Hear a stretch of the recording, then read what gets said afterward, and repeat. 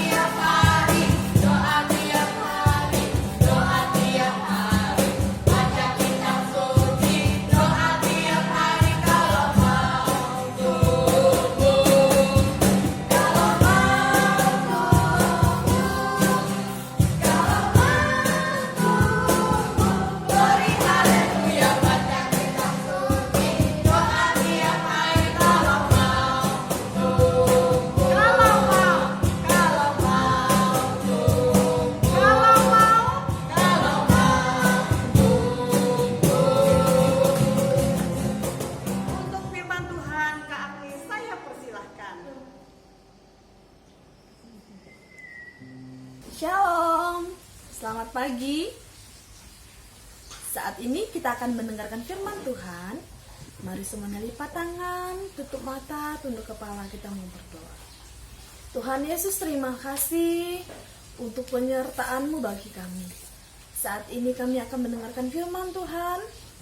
Memberkati kami semua ya Bapa. Berikanlah kami telinga, hati yang mau mendengarkan firman-Mu. Di dalam nama Tuhan Yesus kami berdoa, haleluya, amin.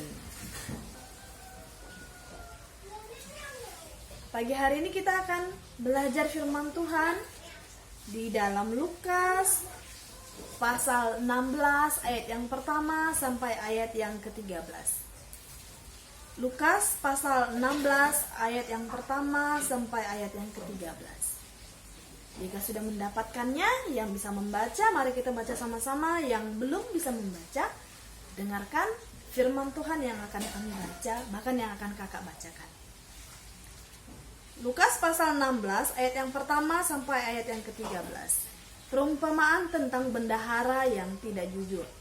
Ayat yang pertama, 2, 3. Dan Yesus berkata kepada murid-muridnya, ada seorang kaya yang mempunyai seorang bendahara. Kepadanya disampaikan tuduhan bahwa bendahara itu menghamburkan miliknya. Lalu ia memanggil bendahara itu dan berkata kepadanya, apakah yang kudengar tentang engkau? Berilah pertanggungjawaban atas urusanmu, sebab engkau tidak boleh lagi bekerja sebagai bendahara. Kata bendahara itu di dalam hatinya, apakah yang harus aku perbuat? Tuanku memecat aku dari jabatanku sebagai bendahara. Mencangkul aku tidak dapat, mengemis aku malu. Aku tahu apa yang akan aku perbuat, supaya apabila aku dipecat dari jabatanku sebagai bendahara, ada orang yang akan menampung aku di rumah mereka. Lalu ia memanggil seorang demi seorang yang berhutang kepada tuannya. Katanya kepada yang pertama, berapakah hutangmu kepada tuanku? Jawab orang itu, 100 tempayan minyak. Lalu katanya kepada orang itu, inilah surat hutangmu. Duduklah dan buat surat hutang lainnya sekarang juga. 50 tempayan. Kemudian ia berkata kepada yang kedua, dan berapakah hutangmu? Jawab orang itu, 100 pikul gandum. Katanya kepada orang itu, inilah surat hutangmu. Buatlah surat hutang lain 80 pikul. Lalu tuan itu memuji bendahara yang tidak jujur itu, karena ia telah bertindak dengan cerdik Sebab anak-anak dunia ini tidak cerdik. Sebab anak-anak dunia ini lebih cerdik terhadap sesamanya daripada anak-anak terang. Dan aku berkata kepadamu, ikatlah persahabatan dengan mempergunakan mamon yang tidak jujur, supaya jika mamon itu tidak dapat menolong lagi, kamu diterima di dalam kemah abadi. Ayat yang ke-10, barang siapa setia dalam perkara-perkara kecil, ia juga setia dalam perkara-perkara besar. Dan barang siapa tidak benar dalam perkara-perkara kecil, ia tidak benar juga dalam perkara-perkara besar. Jadi, jikalau kamu tidak setia dalam hal mamon yang tidak jujur, siapakah yang akan mempercayakan kepadamu harta yang sesungguhnya? Dan jikalau kamu tidak setia dalam harta orang lain, siapakah yang akan menyerahkan hartamu sendiri kepadamu? Seorang hamba tidak dapat mengabdi kepada dua tuan, karena jika demikian ia akan membenci yang seorang dan mengasihi yang lain, atau ia akan setia kepada yang seorang dan tidak mengindahkan yang lain. Kamu tidak dapat mengabdi kepada Allah dan kepada mamon. Puji Tuhan adik-adik, demikian jauh firman Tuhan yang kita bacakan. Dan pagi hari ini kita akan belajar firman Tuhan yang berjudul setia dalam perkara kecil. Setia dalam hal-hal kecil. Nah, di dalam Lukas yang telah kakak bacakan, bahkan kita semua telah bacakan, ini menceritakan Tuhan Yesus mengambil suatu perumpamaan tentang seorang bendahara, seorang kaya yang memiliki bendahara yang tidak jujur. Bendahara ini, dia tugasnya mengelola keuangan tuannya. Dia tugasnya menggunakan atau mengatur setiap harta yang dimiliki oleh tuannya. Tetapi bendahara ini melakukan tugasnya dengan tidak jujur, sehingga tuannya memberhentikan dia atau memecat dia dalam pekerjaannya. Nah, adik-adik,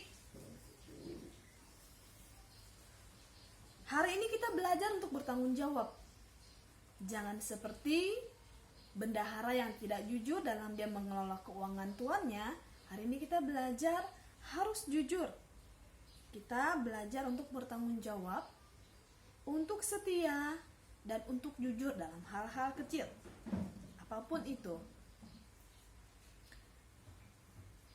Misalnya, ketika kita diberikan tanggung jawab oleh orang tua di rumah, bahkan guru-guru di sekolah dalam mengerjakan tugas. Mari kita kerjakan sebaik-baiknya. Mari kita kerjakan semampunya kita. Nah, kakak punya cerita lainnya. Kakak punya cerita tentang seorang anak yang bernama Riko. Riko si peremeh judulnya. Riko ini adalah Riko.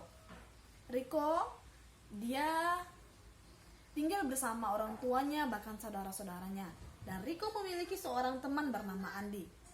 Mereka selalu berteman dimanapun dia berada, dalam bermain, dalam belajar, mereka selalu bersama-sama.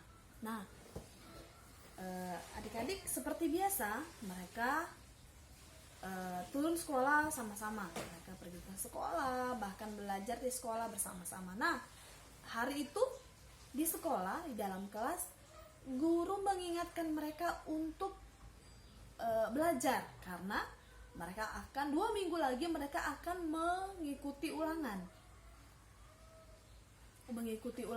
Jadi guru mengingatkan mereka untuk belajar di rumah bahkan di kelas.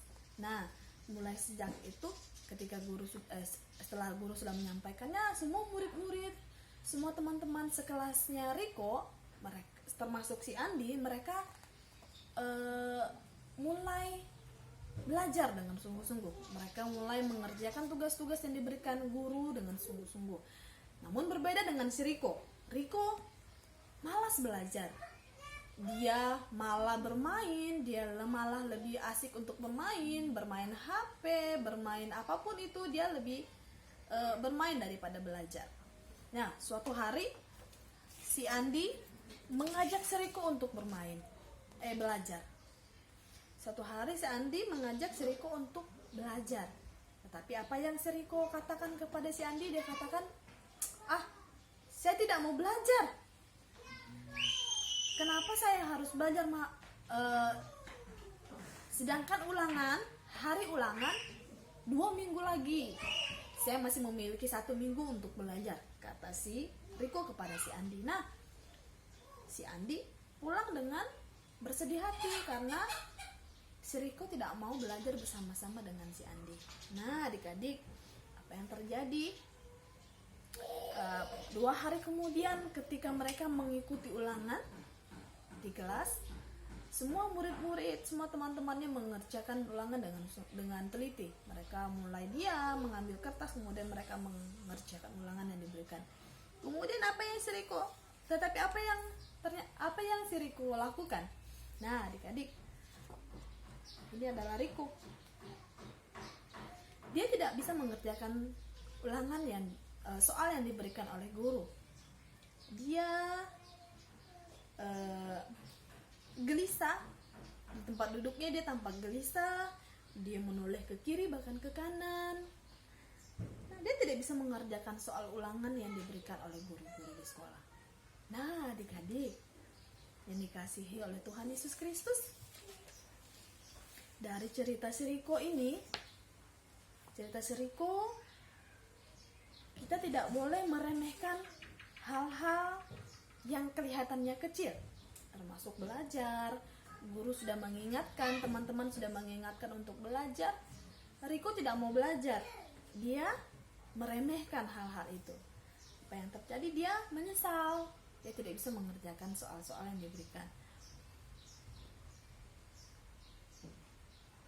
Nah, hari ini juga Tuhan Yesus mengingatkan kita di dalam firman Tuhan yang telah kita bacakan, secara khusus di dalam ayat yang ke-10.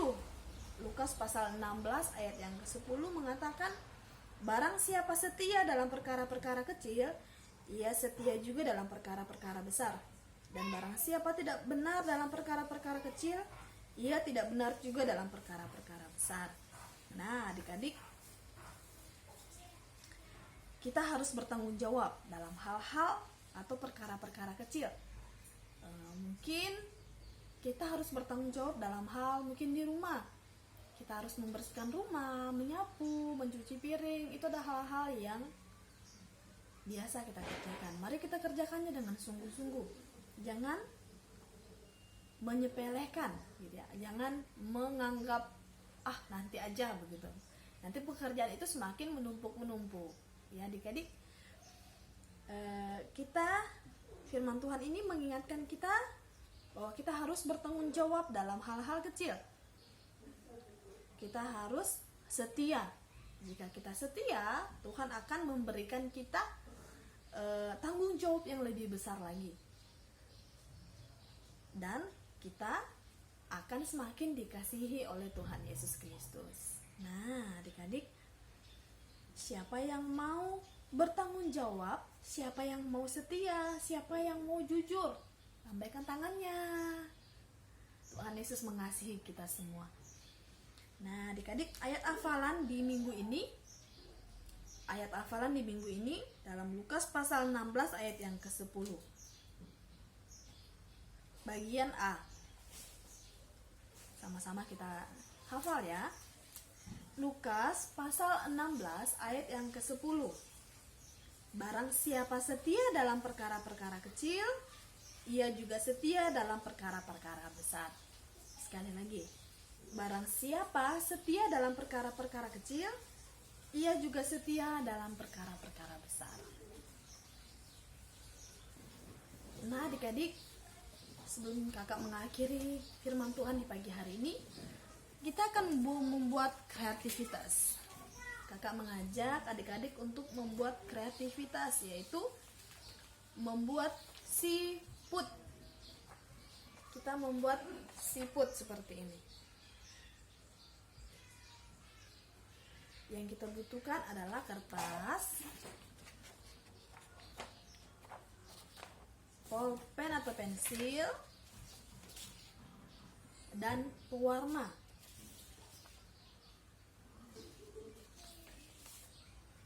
Nah, yuk Sekarang kita akan menggambar siput. Ini siputnya. Membuat gambar siput, membuat cangkangnya, kemudian diwarnai.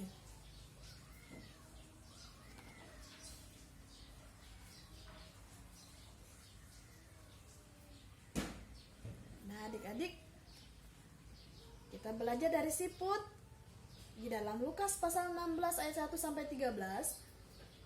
Kita harus setia, harus bertanggung jawab, dan harus jujur. Belajar dari siput yang setia berjalan walaupun pelan. Nah, adik-adik, semuanya sudah selesai. Gambarnya bisa ditempel di rumah, di tempat-tempat yang diinginkan. Nah, saat ini kita akan berdoa. Kita akan mengakhiri firman Tuhan di pagi hari ini. Kita mau berdoa. Semuanya lipat tangan, tutup mata, tunduk kepala. Kita mau berdoa. Tuhan Yesus, terima kasih untuk firman-Mu di pagi hari ini. Ajar kami Tuhan menjadi anak-anak-Mu yang bertanggung jawab, yang setia, yang jujur dalam hal-hal kecil apapun. Dimanapun kami berada, baik kami di rumah, bahkan kami mengerjakan tugas di sekolah, dari sekolah di rumah, Tuhan mampukan kami, memberkati setiap kami ya Bapa. Terlebih jadikan kami anak-anak yang takut akan Tuhan. Sebab kami tahu firman Tuhan mengatakan takut akan Tuhan adalah permulaan hikmat dan pengetahuan. Terima kasih Bapa, terima kasih Tuhan Yesus. Meteraikan firman Tuhan ini dalam hati kami masing-masing. Di dalam nama Tuhan Yesus kami berdoa. Semua yang percaya sama-sama dengan saya katakan, amin. Tuhan Yesus memberkati. Shalom. Nah, kita sudah mendengarkan firman Tuhan. Tiba saatnya kita akan memberikan persembahan kita. Ayo adik-adik, siapkan persembahan kalian. Ambil persembahan kalian, siapkan semuanya. Kita akan pujian mengatakan Yesus sayang semua.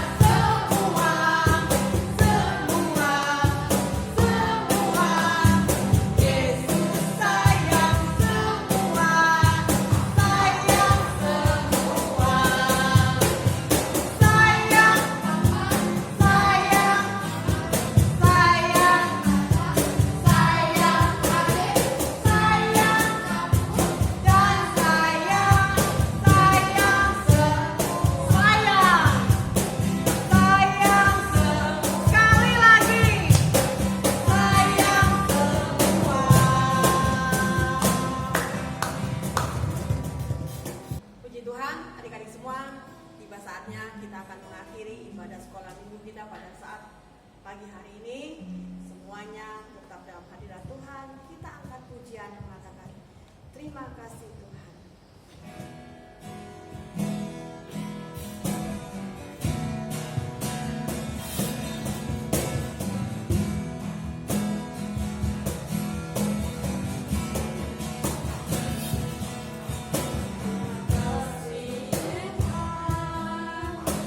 Untuk kasih setiamu yang mengalir.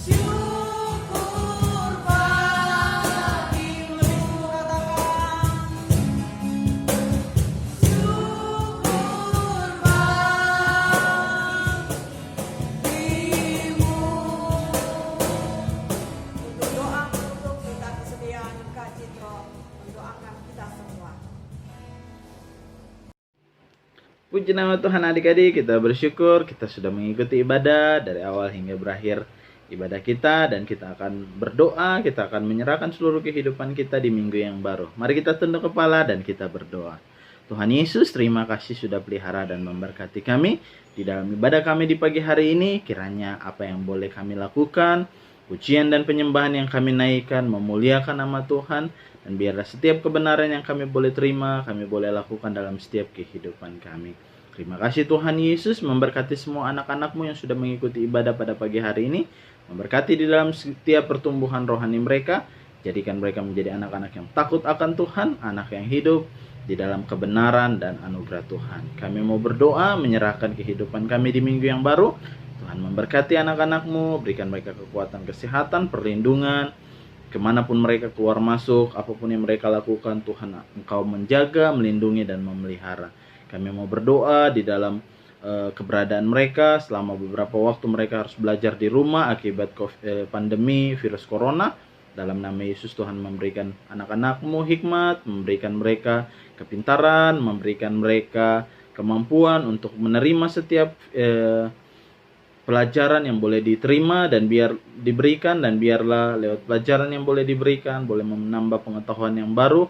Anak-anak-Mu boleh menjadi anak yang pintar, cerdas, dan boleh menjadi anak-anak yang memuliakan Tuhan. Terima kasih Bapa, terima kasih Tuhan Yesus. Segala kerinduan, harapan, pergumulan anak-anak-Mu, Tuhan Engkau dengar dan jawab dalam waktu dan kehendak Tuhan. Yang sakit Tuhan sembuhkan, yang berbeban berat berikan kelegaan, yang ada dalam pergumulan bersama dengan keluarga Engkau berikan jalan keluar. Orang tua setiap anak-anak-Mu, Tuhan juga Engkau memberkati mereka dalam segala usaha, pekerjaan, pelayanan, tanggung jawab yang Tuhan boleh percayakan. Tuhan Engkau memberkati. Di tengah-tengah tantangan dunia pandemi virus COVID-19, Tuhan juga terus jaga, lindungi, dan berkati kami.